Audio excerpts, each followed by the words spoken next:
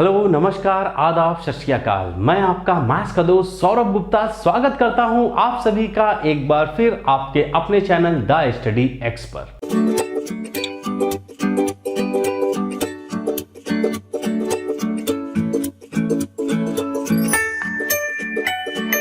दोस्तों, जैसा कि आप सब जानते हैं, ये चल रही है हमारी एसएससी सीजीएल 2019 प्रीलिम्स में आए हुए पेपर के क्वेश्चन के डिस्कशन की पूरी सीरीज, जिसमें अब तक हमने आपको पहले दिन के 3 शिफ्ट के 3 वीडियो कराए जा चुके हैं। अगर आपने अभी तक हमारे वो वीडियो नहीं देखे हैं तो अभी डिस्क्रिप्शन बॉक्स में जाइए, क्योंकि वहां पर मिलेगा आपको हमारे द्वारा कराए गए पिछले 3 वीडियो की प्लेलिस्ट, जहां से आप हमारे एसएससी सीजीएल 2019 के पहले दिन के 3 पेपरों का पूरा डिस्कशन देख सकते हैं।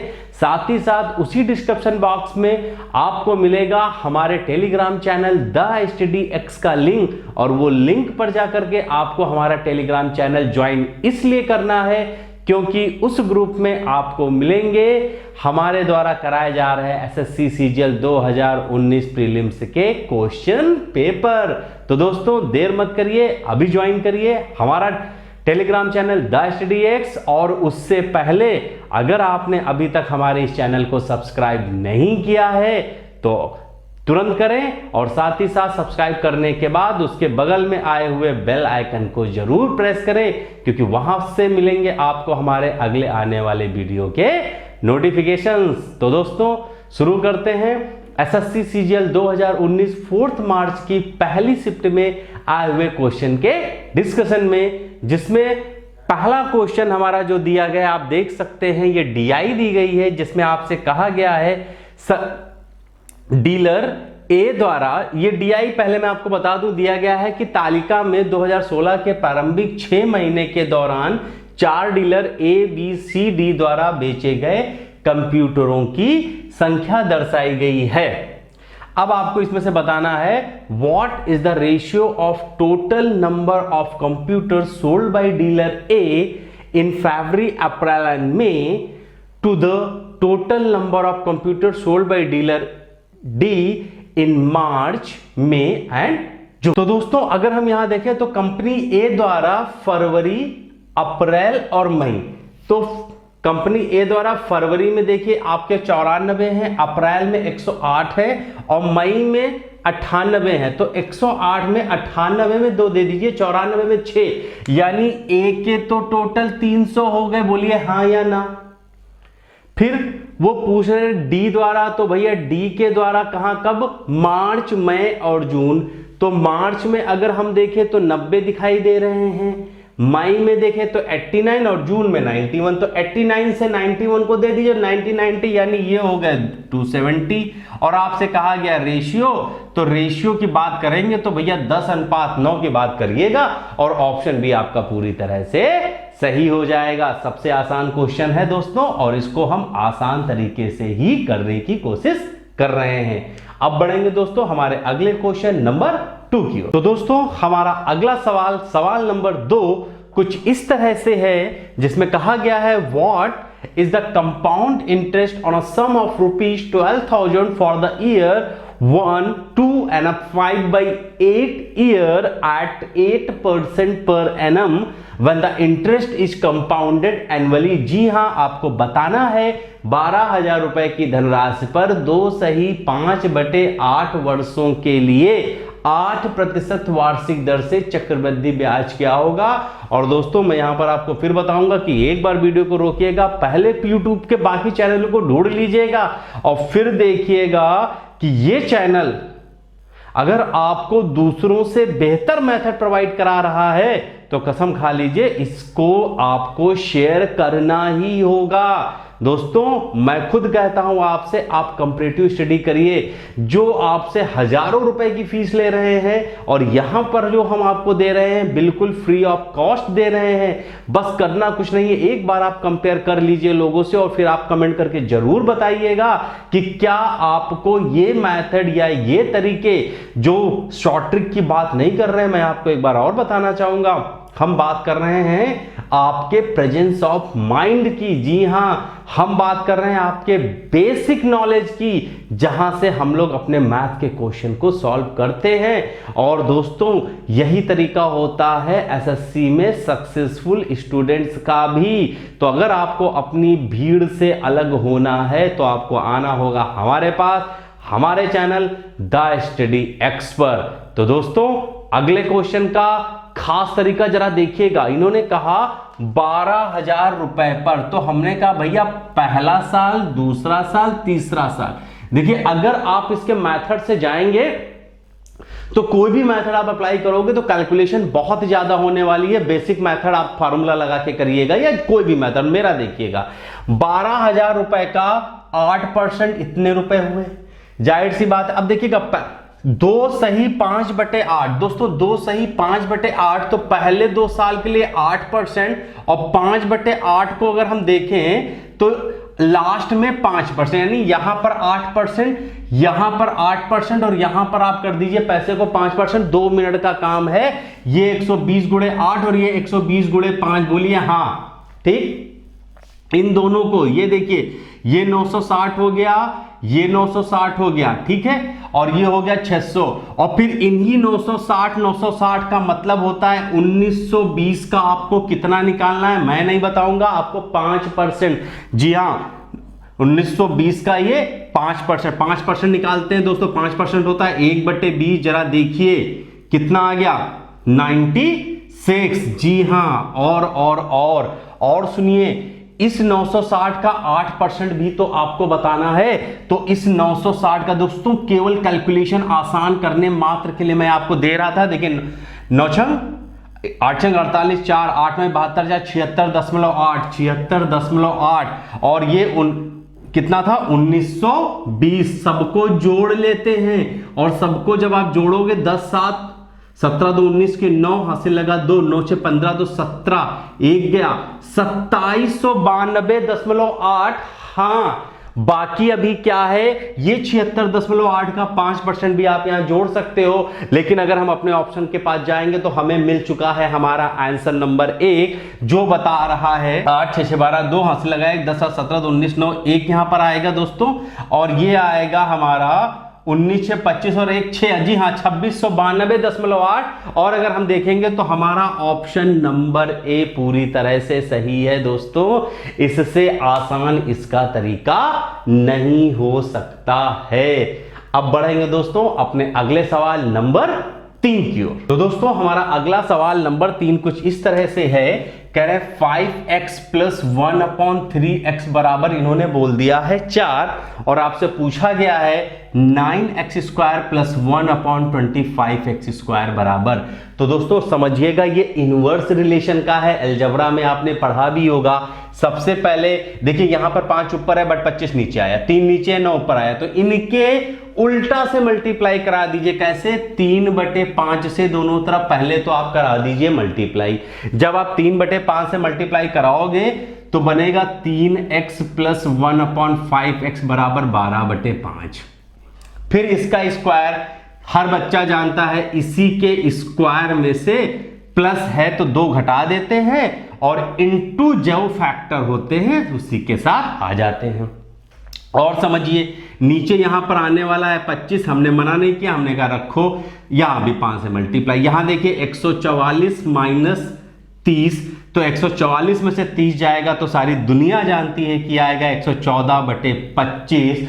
और अगर आप अपने ऑप्शन ए को देखेंगे तो मुझे लगेगा कि आप तुरंत बोलेंगे कि ऑप्शन ए पूरी तरह से सही है। तरीका वही, बस सोच नहीं। और इसी बात के साथ बढ़ेंगे हम अपने अगले क्वेश्चन नंबर 4। तो दोस्तों हमारा अगला सवाल नंबर 4 आता है आपके ज्योमेट्री सेक्शन से, जहां पर कहा गया है कि त्रिभुज ABC में AB बराबर AC, a circle is drawn through the point B which touches the AC at D and intersect AB at P, and D is the midpoint of AC, AP = 2.5, then आपको बताना है कि AB बराबर कितना।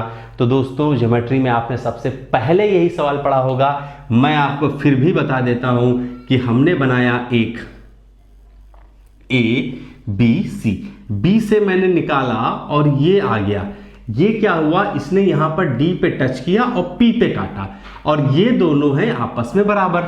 अब अगर हम टैंजेंट रिलेशन अगर हमको थोड़ा सा भी याद हो तो हम बताएंगे कि AD स्क्वायर बराबर भाई साहब होता है AB इंटू AP, और AD को हम लिख सकते हैं AC/2, AD को लिख सकते हैं AC/2, और वहां कहा गया है AB और AC बराबर है, यानी ये हो सकता है AB/2। अब इस AB/2 को यहां रखेंगे तो ये हो जाएगा AB² बराबर AB इंटू AP। तो भाई साहब अब बच्चों वाला मामला रह गया कि AB बराबर 4AP आ गया, और 4 गुणे 2.5 रखते हैं तो पूरी दुनिया जानती है कि आंसर कितना आ जाता है, 10 सेंटीमीटर। और इस तरह से आपका ऑप्शन C पूरी तरह से सही हो जाएगा। बेसिक कॉन्सेप्ट है दोस्तों, कॉर्ड प्रॉपर्टी में आपने इसको जरूर पढ़ा होगा। अब हम बढ़ेंगे अपने अगले क्वेश्चन नंबर 7 की ओर। तो दोस्तों हमारा अगला सवाल नंबर 5 कुछ इस तरह से है। कहा गया है 1030 cosec 60 प्लस 1060 sec 30 अपॉन कुछ नहीं करना, वैल्यू रखना है। 1030 होता है 1/√3 इंटू आपसे कहा गया है cosec 60 होता है 2/√3 प्लस 1060 होता है √3 इंटू sec 30 होता है 2/√3। मुझे लग रहा है यह मामला आपका बनने वाला है। साथ ही साथ इसके नीचे अगर हम जाएंगे तो नीचे कहा गया है sin स्क्वायर 1/4 प्लस आपसे बोला गया है cot स्क्वायर, यहां पर आपसे बोला गया 4 cot स्क्वायर, तो 4 इंटू 1 ही हो जाएगा।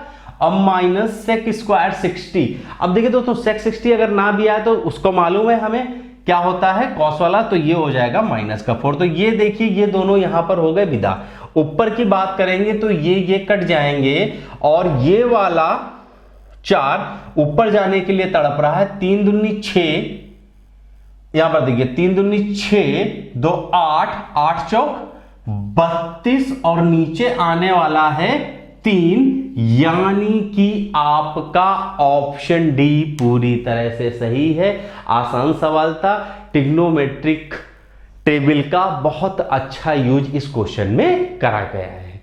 अब बढ़ेंगे दोस्तों अपने अगले क्वेश्चन नंबर 6 की। तो दोस्तों क्वेश्चन नंबर 6 हमारा आया हुआ है वर्क एंड टाइम से, जहां पर कहा गया है एक निश्चित कार्य को 30 दिनों में समाप्त कर सकता है, और साथ ही साथ ABC की एफिशिएंसी की बात कही गई है कि B A से 25% ज्यादा एफिशिएंट है, और जो C है वो B से 20% ज्यादा एफिशिएंट है। उन सभी ने मिलकर A plus B plus C ने मिलकर के 3 दिनों तक कार्य किया। फिर बचा हुआ काम आपको बताना है कि B ने कितने दिनों में किया। देखिएगा दोस्तों आसान से कॉन्सेप्ट को, आसान से मेथड से अगर हम यहां पर देखना चाहें, काटते ये 25, इसको 5 से काटेंगे 20, ये 25, 4 से काटोगे ये 25 और ये 30, तो नीचे आओगे 20, 25 और 30 का रेशियो थोड़ा और सॉल्व करोगे तो 4, 5 और 6 का आ जाएगा। दोस्तों काम के लिए सबसे पहले हमें टोटल वर्क चाहिए। टाइम हमें दिया गया, ए का एफिशिएंसी 4 है, एफिशिएंसी इंटू टाइम होता है टोटल वर्क, और ये 30 गुणे 4 यानी हमारे पास टोटल वर्क है 120। पक्का उस 120 को 5, 4, 9, 6, 15 की स्पीड से 3 दिन किया, आपने कितना कर लिया 45। तो इसमें से 45 हटा दो, और जो बटा 75 कौन करने वाला है B, और B किस स्पीड से करेंगे 5 की स्पीड से जब करेंगे तो ये आएगा आपके पास 5 एकम 5 पचम 25, कहीं ना कहीं 15 दिन आपके आंसर में आने वाला है, और वही आंसर आपका ऑप्शन B पूरी तरह से सही करने वाला है। और अब हम बढ़ने वाले हैं अपने अगले क्वेश्चन नंबर 7 की ओर। तो दोस्तों क्वेश्चन नंबर 7 हमारा एवरेज से दिया गया है। थोड़ा ध्यान दीजिएगा, एवरेज का ये सवाल आपसे इससे पहले भी पूछा जा चुका होगा। इस एवरेज को अगर आप बेसिक मेथड से लगाने की कोशिश करोगे कैलकुलेशन ज्यादा हो जाएगा, इसलिए मैं आपको बताने जा रहा हूं अपने मेथड से। देखिए एक सवाल ने कहा है कि 12 लोग संख्याओं का औसत 45.5 है। ठीक है, फिर कहा गया पहली 4 संख्याओं का औसत 41.5 है और उसके बाद अगली 5 संख्याओं का औसत 48 है। ठीक है, फिर 5 और 9, अब बची कौन सी? 9th 10th, नहीं 5 और 9 हो गई, तो बची आपके पास 10th 11th and 12th number. इसमें भी कहा गया है कि जो 11वीं संख्या है वो 10वीं से 4 अधिक है और 12वीं से 9 अधिक है। ये बाकी के 3 नंबर हमारे हो गए। अब आपको बताना क्या है? 10वीं और 12वीं, यानी कि 2x माइनस 13/2। आपको ये आंसर बताना है। सवाल हो गया। अब तरीके पे चलते हैं। पहले हम दोस्तों क्या करने जा रहे हैं, हम इसमें से 4 और 9 को हटा दें। जैसे 4 हैं, ये 4 जब 12 के अंदर हैं तब इनके पास है 45.5 और ये निकले लेकर के कितना? 41.5, यानी ये सब 4 छोड़ करके आ गए। तो ये 4 लोग अपना पूरा हिस्सा ना लग करके 4 यानी 16 यहां पर छोड़ आए, हाँ या ना? फिर इन्होंने गड़बड़ करी, इन 5 लोगों ने इनके पास जो 45.5 थे ये 48 यानी कि कहीं ना कहीं 2.5 ये हर बंदा चुरा करके लेकर गया, मतलब अपने हिस्से से ज्यादा लेकर गया। तो -2.5 को 5 लोग गए तो इन्होंने माइनस का 12.5 कर लिया। तो फिर भी देखा जाए इन लोगों को हटाने के बाद भी 3.5 बचे हुए हैं पक्का। और बाकी 3 लोग इसमें कौन है? 9 10 11 12, 10 11 12 3 लोग हैं और उनके हिस्से में कितना है? 45.5 इन तीनों के पास में पक्का, प्लस 3.5 और इनकी किस्मत अच्छी थी इसलिए मिल गया। और इन्हीं तीनों का जोड़ अगर हम यहां की बात करें तो ये हमारे पास कितना है? 3x minus 13। बोलिए समझ में आया कि नहीं आया? अब यहां से हम x निकालेंगे, वो भी बड़े समझदारी से निकालेंगे। कैसे? मल्टीप्लाई कर दीजिए 45 तिहाई। अब 45 तिहाई नहीं भी पता होगा तो मुझे लग रहा है 4 तिहाई 12 5 तिहाई 15, 135 में 136.5 में 35 जोड़ेगा तो आएगा 140 और उस 140 में 13 जोड़ दो आ जाएगा 153। तो x बराबर 153/3 करो तो आएगा कितना? 51। और 51 अगर हम यहां पर रख दे दोस्तों, तो अगर हम 51 यहां रख दें तो 102 माइनस 13/2, तो 102 में से 13 को जब आप माइनस करोगे तो मुझे लगता है 102 में से 13 2 हटा दो, फिर 11 हटा दो, तो 89/2 कर रहे हैं। तो मुझे मिल रहा है 44.5 और 44.5 का मतलब आपका ऑप्शन सी पूरी तरह से सही हो रहा है। बढ़ेंगे दोस्तों अपने अगले क्वेश्चन नंबर 8। तो दोस्तों जैसा कि आप देख रहे हैं हमारा अगला सवाल भी एक डीआई का ही दिया गया है, जिसमें आपसे पूछा रहा है डीलर बी द्वारा अप्रैल मई जून में बेचे गए कुल संख्या सभी डीलरों द्वारा फरवरी और अप्रैल में बेचे गए कंप्यूटर की कुल संख्या का कितने % है। तो दोस्तों आपको करना कुछ नहीं है, यहां पर आपको बताना है अप्रैल मई और जून। तो बी का अगर हम अप्रैल मई और जून को अगर आप देखोगे तो देखिए एक है 97 102 61, सबको 100 मान लीजिए। तो 97 वाले के पास जब जाएंगे तो आपको मिलेगा 307 और फिर सभी का जब आप जोड़ोगे तो आपको यहां पर मिल रहा है 800। जरा ध्यान से जोड़ेगा, 100 करके मानिएगा बड़े आराम से। और जब इसका परसेंटेज आप निकालोगे तो ये आ रहा है 38 सही 3/8%। कहीं ना कहीं हमारा ऑप्शन नंबर बी पूरी तरह से सही हो रहा है। दोस्तों डीआई में कुछ नहीं है, बस कैलकुलेशन को ध्यान में रखना है। अब बढ़ेंगे अपने अगले क्वेश्चन नंबर 9। तो दोस्तों हमारा अगला क्वेश्चन नंबर 9 कुछ इस तरह से है। एक व्यापारी किसी वस्तु के अंकित मूल्य पर एक वस्तु अपने वस्तु के अंकित मूल्य पर 18% की छूट देने के बाद भी 6.6% का लाभ प्राप्त करता है, तो उसने क्रय मूल्य से कितने प्रतिशत अधिक अंकित मूल्य अंकित किया है। तो दोस्तों अगर हम यहां पर देखें तो 18% का छूट का मतलब हमारा हो गया कि 82% ऑफ एमपी जो है 106.6 आप सीपी हो गया। तो यहां से अगर एमपी और सीपी की बात करें तो 106.6 अपान 82 काटिए ना, आप समझिए इन दोनों का जो डिफरेंस है वही आपने बढ़ाया है। डिफरेंस सीधे सीधे आप नीचे पता कर लीजिए, आ गया 24.6।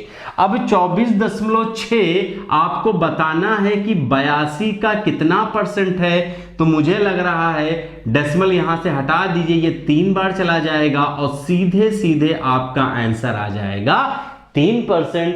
जी हां, यानी कि वस्तु को उसके क्रय मूल्य के 30% अधिक पर अंकित किया गया है और आपका ऑप्शन डी यहां पर सही हो जाएगा। और हम बढ़ेंगे अपने अगले क्वेश्चन नंबर 10 की ओर।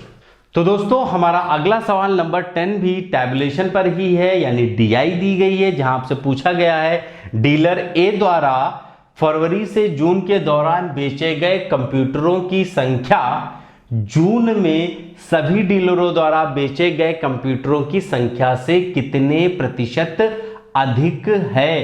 तो दोस्तों इस क्वेश्चन को आप लोग सीधे सीधे देख लीजिएगा, कैलकुलेशन कर लेंगे, यहां पर आपको केवल नंबर को जोड़ना है। तो इसका मैं आपको आंसर बता दूं, आपका जो आंसर बी यानी 21.2% पूरी तरह से सही होगा और आप लोग मुझे लगता है कि इसको अच्छे से लगा लेंगे। हम बढ़ेंगे अपने अगले क्वेश्चन नंबर 11। तो दोस्तों सवाल नंबर 11 भी बहुत आसान दिया गया है, जहां आपसे पूछा गया है त्रिभुज ABC इन अ ट्राइंगल ABC, यहां पर ABC में आपसे कहा जा रहा है कि जो B है वो आपका दिया गया है 68 डिग्री और C दिया गया है 32 डिग्री। AB और BC को बढ़ाया गया, कहां तक बढ़ाया गया, रेस्पेक्टिवली D तथा E तक बढ़ाया गया और इन दोनों के जो बाइसेक्टर हैं वो मिले हैं आकर के आपके पास F पर। आपको BFC बताना है। तो दोस्तों ये आपको मालूम है, ये होता है 90 माइनस एंगल A/2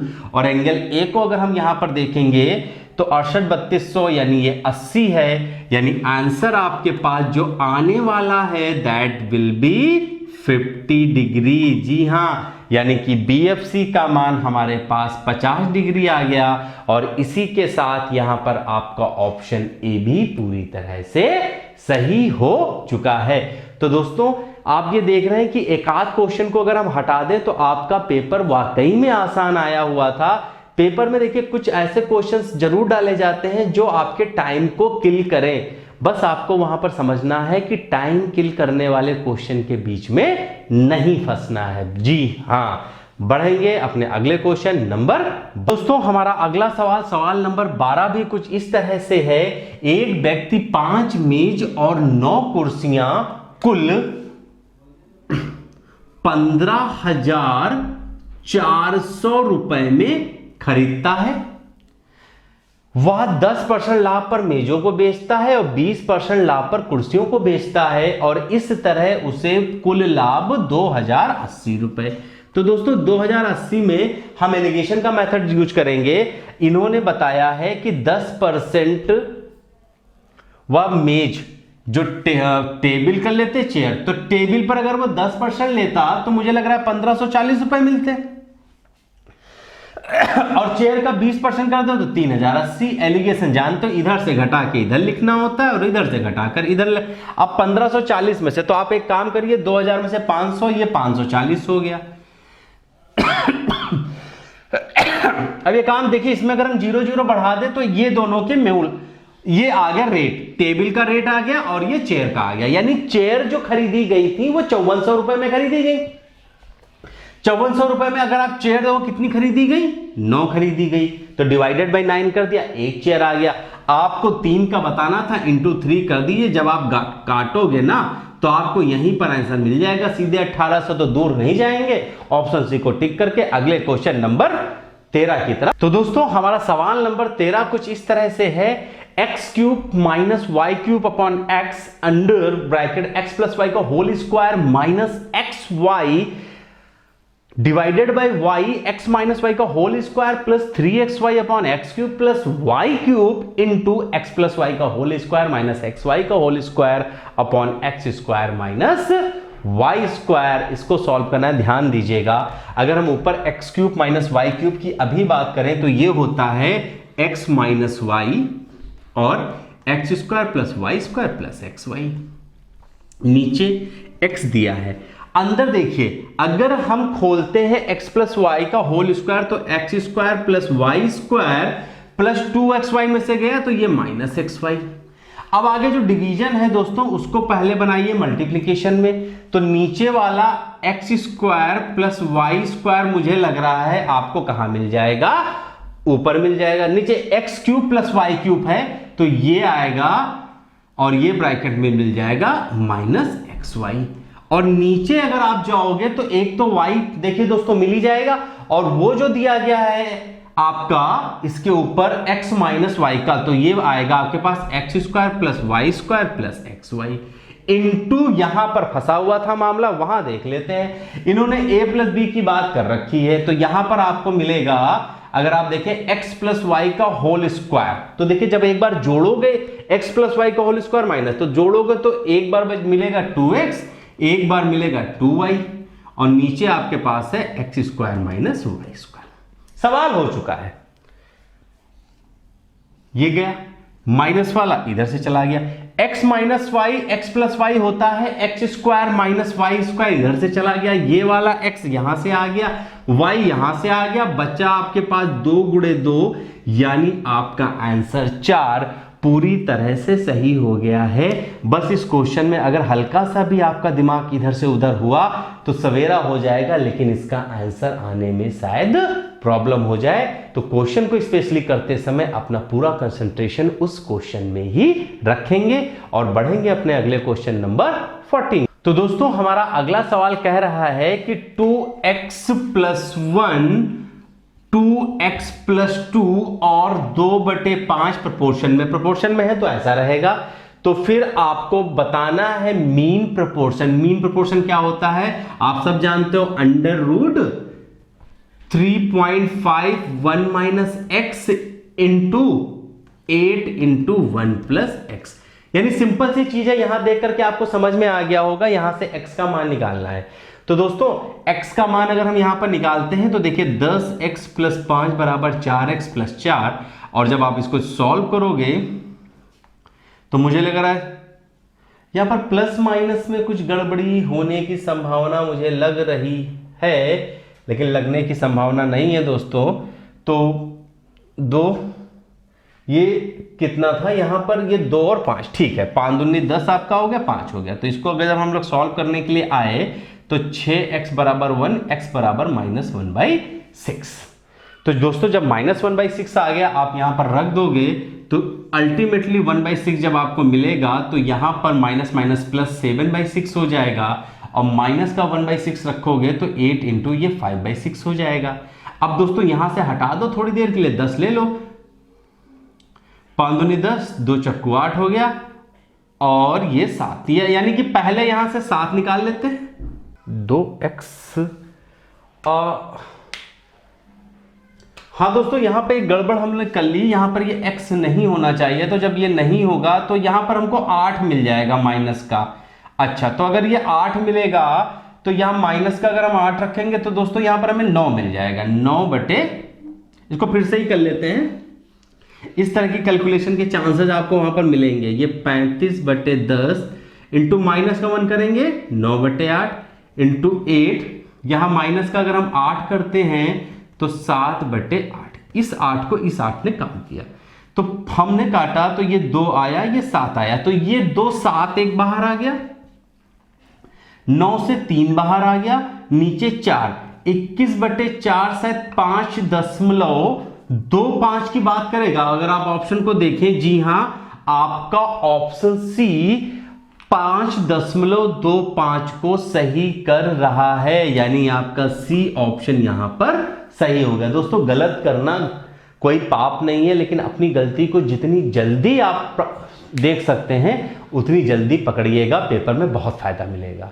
बढ़ेंगे अपने अगले सवाल नंबर 15। तो दोस्तों सवाल नंबर 15 हमारा आया है नाव और धारा से, जहां आपसे कहा गया है कि एक नाव 55 मिनट में धारा के प्रवाह के विपरीत 3 किलोमीटर, धारा के विपरीत का मतलब हो गया u माइनस बी, और धारा प्रवाह की दिशा में 5 किलोमीटर कुल 55 मिनट में तय करती। तो 55 मिनट को अगर हम घंटे में चेंज करेंगे तो ये आ गया 11/12।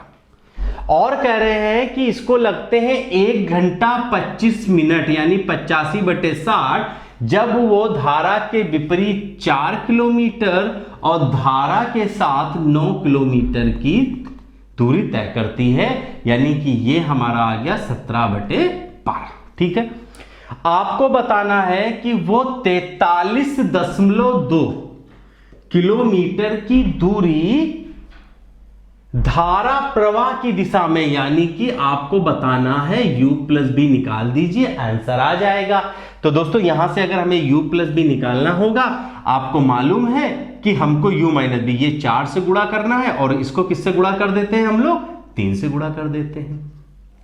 तो दोस्तों जब आप करोगे ये तो कट जाएगा, माइनस माइनस माइनस लगा देंगे, यहां पर 20 हो जाएगा और यहां 27, तो यहां पर तो आ रहा है माइनस का 7/u प्लस बी, और ये भाई साहब जो बराबर में जाएंगे आप देख लीजिए 44 और 51, 44 51 ये भी -7/12। तो भैया यहां से u प्लस बी बराबर हमको मिल चुका है 12, और 43.2 में जब आप 12 रखोगे तो देखिए 12 3 36 और 12 छंग, यानी कि आपको लगने वाले हैं 3.6 घंटे।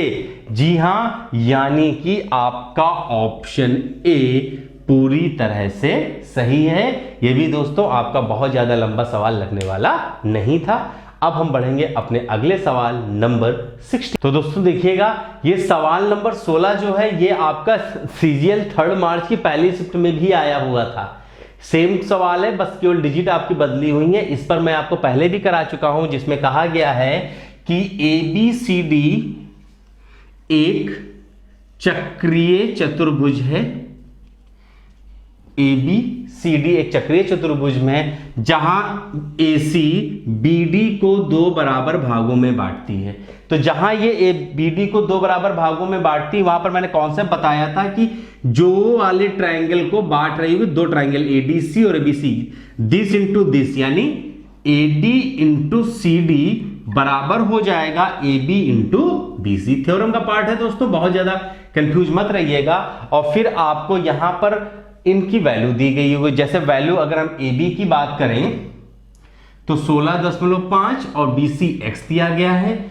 AD अगर हम बात करें तो आपने 19.8 दे रखा है और CD 11 दे रखा है। बस यहां से हमको काटना है, ये 5.5 हो गया, और 5.5 जब 198.5.5 को घटाना, ये हटाइए, 11 × 5 = 55, ये 18, ये तो 3 सही 3/5 आंसर दे रहा है। जरा देख लेते हैं, कुछ गड़बड़ अगर हमको लग रही है यहां पर, देखिए 11 इंटू और उधर हमारे पास 16.5 है। तो ये कैसे काटा हमने, 1 मिनट, ये कैसे काट दिया, ये 16.5 है, ये हमारे पास 16.5 को किससे काटा आपने, 11 से काटा। तो 11 एकम 11 × 5 = 55 होता है, ये आएगा 1.5। ये काटा आपने, उसके बाद में नीचे से आपने काट दिया, और जब आप इसको करोगे तो 15 एकम 15, 15 × 3 = 45, 15 दूनी 30, 13.2 सेंटीमीटर, यानी कि आपका ऑप्शन बी पूरी तरह से सही है। दोस्तों ये एक छोटी सी थ्योरम है आपकी, जिस पर मैंने आपको ज्योमेट्री की जो क्लासेस कराई थी उसमें बताया भी था, और जो मैं अपना वीडियो आपको प्रोवाइड कराऊंगा उसमें मैं आपको इस थ्योरम के बारे में भी बताऊंगा। फिलहाल बढ़ेंगे हम अपने सवाल नंबर 17। तो दोस्तों सवाल नंबर 17 भी आपके पहले शिफ्ट में एक सवाल आया था, उसी की तरह है। कह रहे हैं कि 732 को किसी धन पूर्णांक x से विभाजित किया जाता है तो 12 शेषफल रहता है, x के कितने मान हैं। तो दोस्तों जैसे सवाल ये कहे जब अब 732 को डिवाइड करना है, 12 बचे, तो 732 को डिवाइड करें और 12 बचे, यानी कि हम सीधे सीधे 720 के फैक्टर बता दें, और 720 के जितने फैक्टर होंगे वो 732 को डिवाइड करते समय 12 दे देंगे। तो जब हम 720 के दोस्तों जब हम लोग फैक्टर निकालेंगे तो मुझे लग रहा है ये आएगा 8 9 72, ये आया 45, ये 9 5 45। तो देखा जाए तो 2 की पावर 4 गुणे 3 की पावर 2 गुणे, देखिए नंबर ऑफ फैक्टर निकालना तरीका मैंने बता रखा है, आप लोग देख लीजिएगा। ये आएगा 5 गुणे 3 गुणे 2, 5 15 दूनी 30। 30 तो होते हैं 720 के टोटल फैक्टर, लेकिन दोस्तों सभी के सभी फैक्टर तो 12 नहीं देंगे ना, जो 12 से छोटे डिवाइजर होंगे वो तो 12 नहीं देंगे। अब देखिए 12 से छोटे कौन होंगे, 1 2, भाई ये भी तो 720 का फैक्टर है, बट ये डिवाइड करके 12 तो नहीं देगा। क्यों नहीं देगा, इतनी समझ आप में है।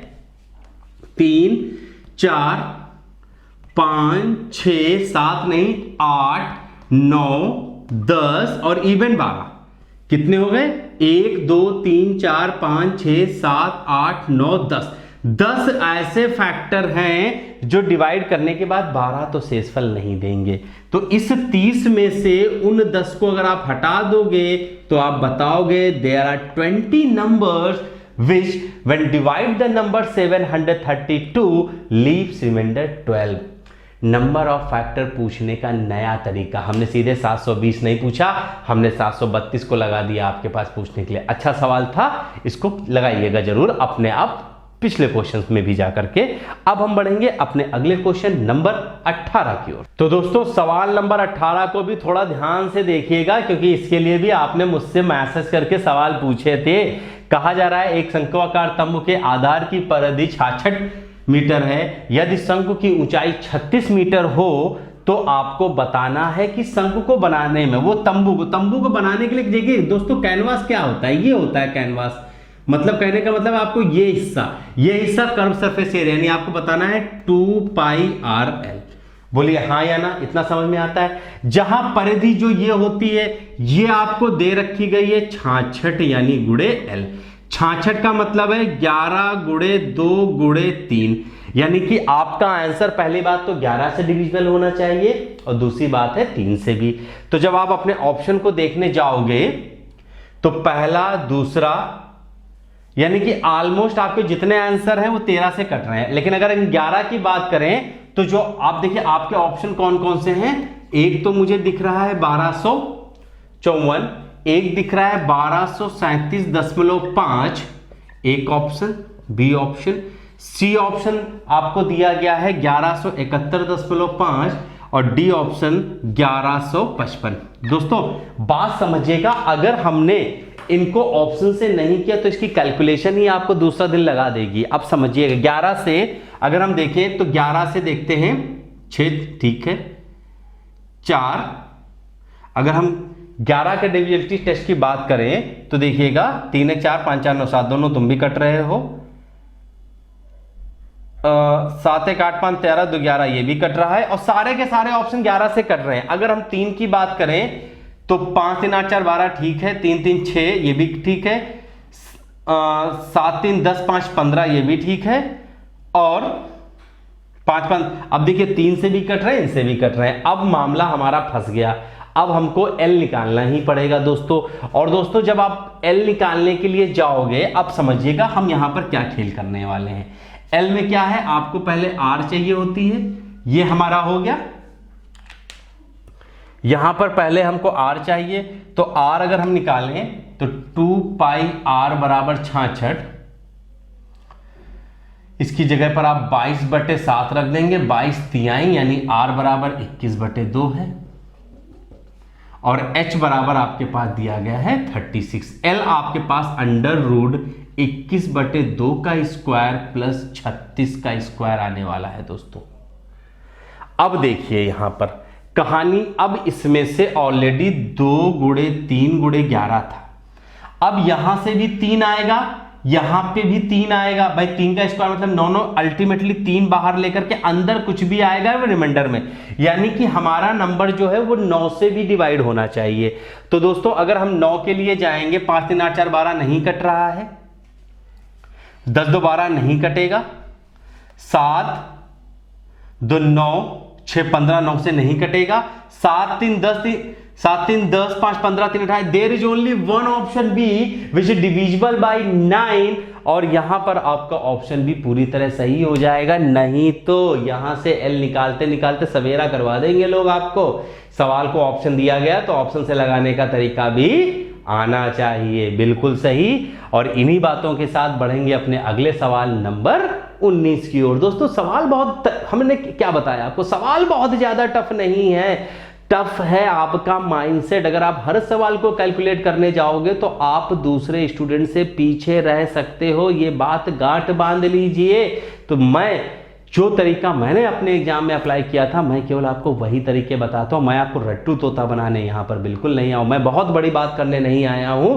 मैं आया हूं तो सिर्फ आपको क्वेश्चन का सही तरीका दिखाने के लिए, जिससे आपका एग्जाम आसानी से पास कर पाए। अब बढ़ेंगे अपने अगले सवाल नंबर 19 की ओर। हाँ दोस्तों, सवाल नंबर 19 भी बहुत बढ़िया सवाल है। इन्होंने कहा है एक त्रिभुज ABC है, there is a triangle ABC which is right angle at A, ठीक है, ये B कर दिया, ये C कर दिया, ठीक है। अब ये कह रहे हैं कि MBC का मध्य बिंदु है और BC पर एक ऐसा बिंदु है D जो AD पैरेलल टू BC। बहुत अच्छा सवाल दोस्तों दिया गया है। कई बच्चों का मिसकंसेप्शन ये रहा है, मैं समझाता रहा हूं कि A से डाला गया लंब भुजा BC को आधा कर जरूरी नहीं, वो केवल और केवल आइसोसेलेस राइट एंगल ट्राइंगल होता है जहां A से डाला गया लंब सामने वाली भुजा को 2 बराबर भागों में बांटता है, अदरवाइज नहीं करेगा। और आज ये सवाल सच बोल भी रहा है। आपको यहां पर AD अपॉन AM बताना है दोस्तों। तो AD के लिए इन्होंने इसको 7 दिया है, शायद इसको 24 दिया है, तो आप सब आंख बंद करके इसको 25 तो बता ही सकते हो। और AD के लिए मैंने आपको बहुत पहले बता दिया है, छोटी भुजाओं का गुणनफल बटे बड़ी भुजा। और इसमें इसकी बात करें AM, तो AM जो होता था, ये जो सर्किल है ये उसी की त्रिज्या, ये तीनों बराबर होती थी, तो ये 25 बटे 2, तो ये भी कितना है 25 बटे 2, 2 ये ऊपर चला गया। तो भैया ऊपर का तो पता नहीं, लेकिन नीचे 625 आने वाला है। और जैसे ही हमने नीचे 625 देखा, हमने सीधे सीधे बता दिया भाई साहब जरा देखिएगा 336 बटे 625 कैन बी द ऑप्शन। अब आप कहोगे 25 क्यों नहीं लिया, क्योंकि भैया ऊपर 5 से कट नहीं रहा था कुछ भी। जब ऊपर नहीं कटेगा तो नीचे 25 कैसे आ जाएगा, यानी कि हमारा आंसर ऑप्शन नंबर C पूरी तरह से सही हो चुका है। और जल्दी से बिना टाइम वेस्ट किए हुए बढ़ेंगे अपने अगले क्वेश्चन नंबर। तो दोस्तों हमारा अगला सवाल देखिए, फिर से ये नंबर सिस्टम देखिए दोस्तों, अगर आपको लगे कि आसानी से हो जाएगा तो इस तरह की कैलकुलेशन को पेपर में पहले किया करिए, नहीं तो इसको बाद में ही छोड़ देने में भलाई है। फिलहाल आप सवाल देखिए, 7 minus 4 plus 3 in bracket 2 minus 2 into 3 है। इसको अगर हम देखें 2 दूनी 4 बटे 5, 5 दूनी 10 माइनस 6, ये आएगा आपका 13 माइनस 60, और बाद में डिवाइडेड बाई आपके पास कितना दिया गया है 5। ये मैंने पूरा आपके पास कैलकुलेशन करके रख दिया है दोस्तों।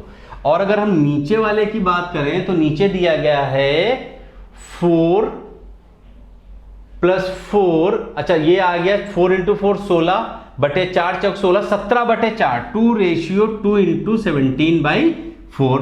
तो जब अब इसको थोड़ा सा सही कर लेते हैं दोस्तों, ये देखिए 13 में से 8 गया, 5 बटे 5 1, यानी ऊपर बचा कितना 6।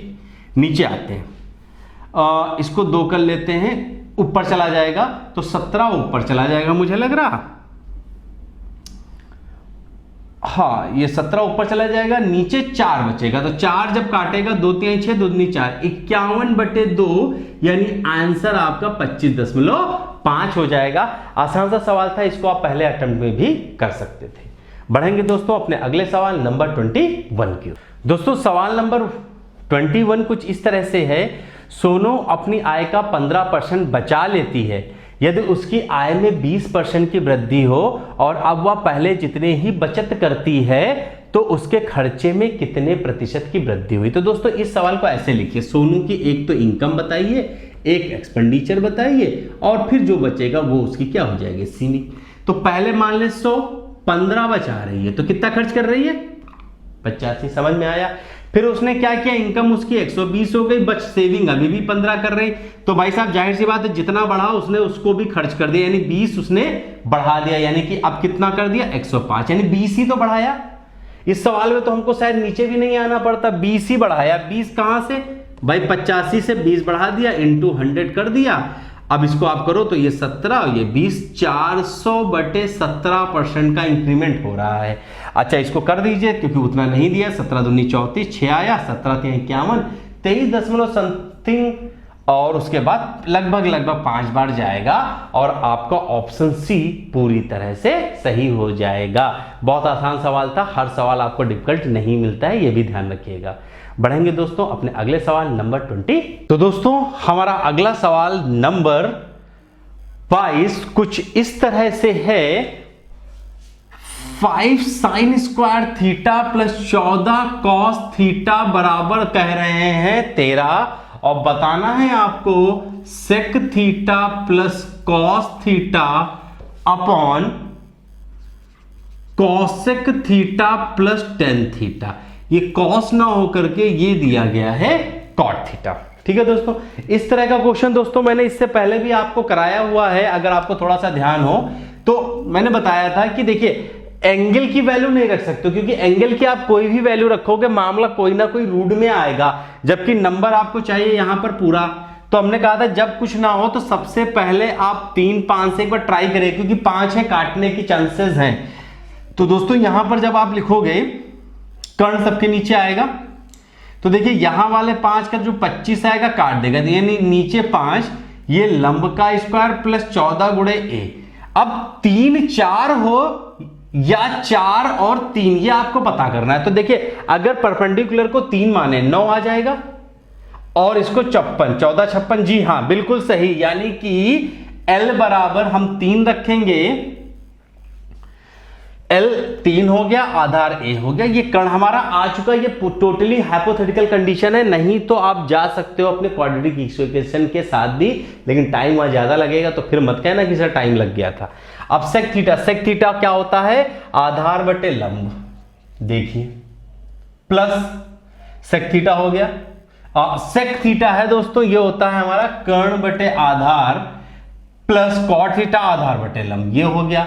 ये डिवाइड होना है आपका, किससे होना है, कॉसेक भैया कर्ण बटे आधार प्लस आधार बटे लंब, मतलब इतने से आपको करना है। तो दोस्तों बहुत ज्यादा चीजें जानी नहीं है, 15 आना है और ये 16, 15 16 31, नीचे 12 12 कट जाना है, 20 और 9 29, ये लीजिए आप 31/29, यानी कि आपका ऑप्शन ए पूरी तरह से सही हो जाएगा। दोस्तों टेक्नोमेट्री में कुछ भी चलता है बट ऑप्शन मैच हो गया, आपका आंसर पूरी तरह से सही है। बढ़ेंगे अपने अगले क्वेश्चन नंबर 23 की। तो दोस्तों हमारा अगला सवाल नंबर 23 कुछ इस तरह से है, sec theta minus tan theta बराबर दिया गया है x बटे वाई, ठीक है, और आपको साइन थीटा बताना है। अच्छा भैया तो इनसे कहो कि भैया आप sec theta plus tan theta बराबर जरा बताओ क्या होगा, y अपॉन एक्स। अब अगर हम इन दोनों को क्या कर दें, भाई कोई भी एक वैल्यू आपको निकालनी है, आप कुछ भी कर सकते हो, तो हमने कहा कि भाई आप इसको जोड़ दीजिए, तो ये आ जाएगा सेक थीटा बराबर X square plus Y square upon 2xy। और दोस्तों अगर हम सेक थीटा की बात करें तो आप सब जानते हो वो होता है कर्ण बटे आधार, यानी आप जानते हो ये X square minus Y square भी हो सकता है या Y square minus X square भी हो सकता है, जैसा कि आपके क्वेश्चन में कहा गया है। और साइन थीटा क्योंकि हम जानते हैं ये होता है परपेंडिकुलर अपॉन हाइपोटेनस, यानी लंब बटे कर्ण, तो ये अगर हम ऑप्शन से देखेंगे तो आएगा Y square minus X square upon x square plus Y square, यानी कि आपका ऑप्शन सी पूरी तरह से सही हो जाएगा। बढ़ेंगे दोस्तों अपने अगले क्वेश्चन नंबर 24। अगला सवाल दोस्तों 24 नंबर कुछ इस तरह से है। कहा गया है कि a प्लस बी प्लस सी बराबर 11 एक बात बोली गई है। फिर कहा गया है a b plus b c plus c a बराबर 3 और ए बी सी बराबर दिया गया है -135 और आपसे बताया गया है कि a cube plus B cube plus C cube का मान बताइए। तो दोस्तों यहां पर a cube plus B cube plus C cube का वैसे तो आप फॉर्मूला के लिए आपको क्या करना पड़ेगा, a square plus B square plus C square निकालिए, लेकिन हमें 135 के शायद फैक्टर थोड़ा अच्छे से मालूम है कि अगर हम ये देखें तो इसके अगर हम फैक्टर करेंगे तो 15 9 135 होता है, तो 3 गुणे 9 गुणे 5, देखिए 5 15 9 135 होता है। और अगर हम a प्लस बी प्लस सी में देखें तो 9 5 14, एक आपका 3 मान लेते हैं माइनस में है, ठीक है। अब इसके आगे कुछ नहीं करना। अब देखिए इसके बराबर आपको a cube plus B cube चाहिए, तो जाहिर सी बात है इन्हीं तीनों का क्यूब होगा। अब इसको आप यहां भी अप्लाई कर सकते हैं, तो 1 का क्यूब हो गया 27, 729 और 125 जोड़ देते हैं। देखिए अब क्यूब है तो एक आपका इसमें से घटेगा भी। अब घटना किसको है ये हमें देखने वाली बात है। अब देखिए घटेगा कौन, ये जो बात है ये बड़ी बात है। तो घटने वाले को हम बहुत ज्यादा रोल में नहीं ले जाने वाले हैं दोस्तों, क्योंकि यहां पर हम 3 को ही मान लेते हैं। क्योंकि देखिए अगर आप इसको करोगे माइनस में तो ये 600 के आसपास कोई ऑप्शन आपके पास है नहीं, तो इन दोनों को जोड़ दीजिए, 854 में से 27 घटा दीजिए, यानी आपका आंसर 827 आ जाएगा। बस सीधे से हो जाएगा। नहीं तो अगर आपको बेसिक मेथड करना है तो a plus b plus c का होल स्क्वायर बराबर a square plus B square plus C square plus 2 ab plus b c plus c a से आप ये निकालिएगा, फिर जाकर के पूरा रखिएगा, तब भी आपको यही आंसर मिलेगा। और हम लोग बढ़ेंगे अपने अगले सवाल नंबर 25। तो दोस्तों हमारा अगला सवाल नंबर 25 एक डीआई दी गई है, जिसमें यह कहा गया है डीलर बी द्वारा बेचे गए कंप्यूटरों की संख्या कितने महीने में डीलर सी द्वारा 6 महीने में बेचे गए कंप्यूटरों की औसत संख्या। यानी कि इस सवाल में सबसे पहले आप सी के द्वारा सारे महीनों में बेचे गए को आप जोड़िए। तो देखिए सी को अगर आप जोड़ने जाओ तो आपको पता चलेगा लगभग जैसे 100 है तो 104 से दे दिया, ये पूरा का पूरा जो है 600 है टोटल, एवरेज बताना है। यानी कि सी ने 6 महीनों में औसतन 100 कारों की बिक्री करी। अब आपको बताना है कि 100 से कम कितनी बार किया है बी ने, आपको यहां पर बताना है बी द्वारा बेचे गए कंप्यूटरों की संख्या कितने महीने में। तो जब हम बी में देखेंगे तो 2 में देखा हमने, 4 में देखा 92, 96, 94 और 97, यानी कि जनवरी फरवरी मार्च और अप्रैल, यानी 4 महीने में बी ने 100 से कम बेचा है। यानी कि आपका ऑप्शन सी पूरी तरह से सही हो जाएगा। जी हां दोस्तों, ये था हमारा एसएससी सीजीएल 2019 प्रीलिम्स के 4 मार्च के पहले दिन के क्वेश्चंस का डिस्कशन। और दोस्तों अगले वीडियो में हम आपके पास लाने वाले हैं सेकंड शिफ्ट के डिस्कशन का, तो बने रहिए हमारे साथ इसी चैनल पर। अगर आपको हमारा ये वीडियो पसंद आया हो तो इसे अपने दोस्तों के साथ शेयर जरूर करिएगा। साथ ही साथ अगर कोई इंप्रूवमेंट की संभावना हो तो कमेंट करके हमें बताइएगा। क्यों दोस्तों, हम आपके साथ कर रहे हैं बराबर मेहनत, न गर्मी न सर्दी न बरसात, पढ़ाई करते रहिए, सफलता जरूर मिलेगी। इन्हीं बातों के साथ दोस्तों मिलते हैं अपने अगली क्लास में, तब तक के लिए जय हिंद।